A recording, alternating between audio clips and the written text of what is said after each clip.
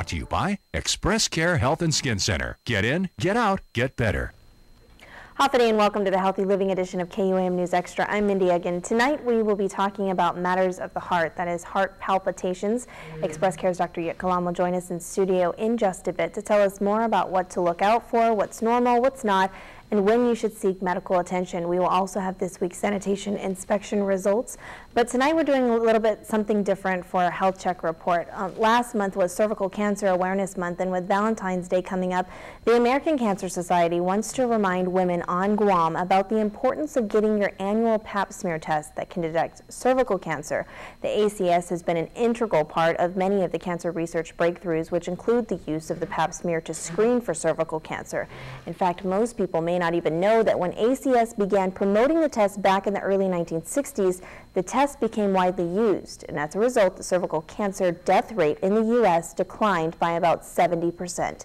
Tonight, we are joined by Anje Sulio, who is a cancer survivor who was able to detect cancer through a pap smear. Thanks so much for coming in, Angie, and sharing your story with us. Tell us how a pap smear saved your life.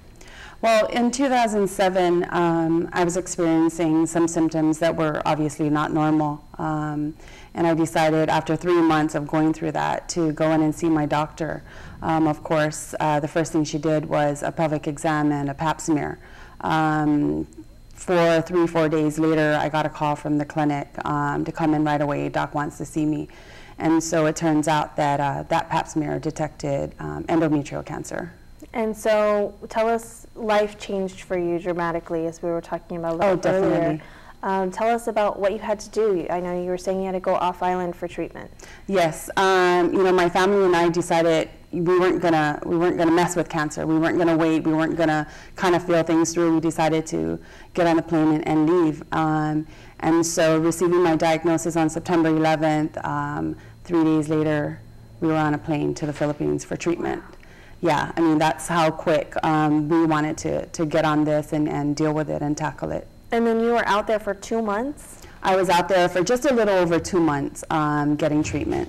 Okay, what did your treatment consist of? Was it the usual chemotherapy, radiation? I had 28 bouts of linear radiation, external beam radiation, and 4 sessions of internal radiation. Okay. Now, as we mentioned earlier, all of this started, the endometrial cancer that was found, all of this was identified in a pap smear. Yes.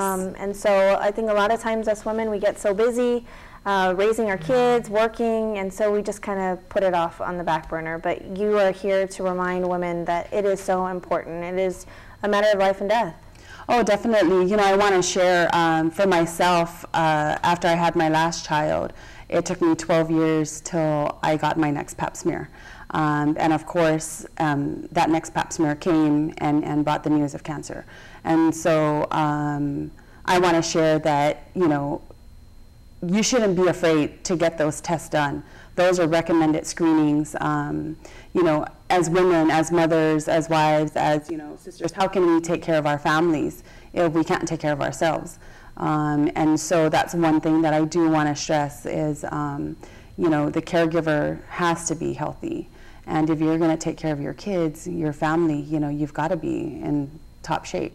And one thing you were also talking about is now, since you waited that 12 years, now you have to get a pap smear even more frequently than the normal woman is supposed to get it, I think, once a year.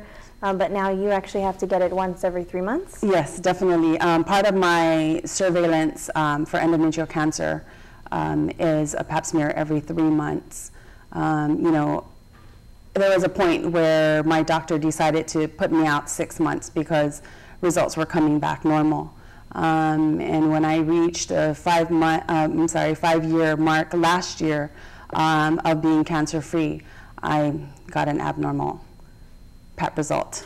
And so, you know, the screenings definitely every 3 months keeps a close eye on the endometrial cancer or any other abnormalities that may come up. Well, thank you so much, Angie, for coming in and sharing your story, and you've been an encouragement. You're a survivor. We see you at the Relay for Life every year, so thank you for coming in and really sharing your story and encouraging women out there to get your pap smear done. It's something that you need to get done on an annual basis, and it could be just a matter of life and death and could just save your life if you go and do it. Thank you again, Angie, for coming in. And other survivors, and during the first Tuesday of every month, we are going to be working with the American Cancer Society to share more information about cancer on Guam. So you will definitely want to tune in the first Tuesday of every month, and that is our health check segment.